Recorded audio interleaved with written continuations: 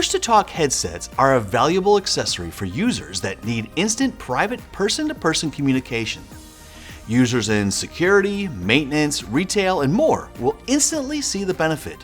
There are a few one-time settings that need to be done on the Rove handset.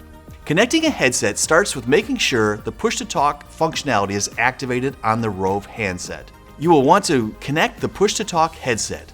Rove supports a number of different Poly headsets and third-party headsets from Klein Electronics.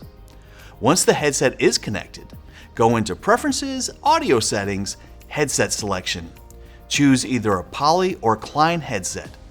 The user can now use the push-to-talk button on the headset to activate an intercom call to other users. We have an alarm at room 1-3L0600. Locking up right now. Room is secure.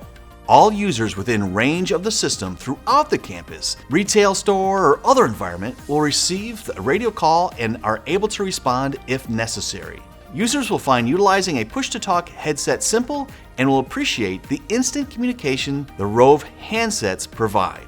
For additional information on HP Poly Rove handsets, please visit hp.com.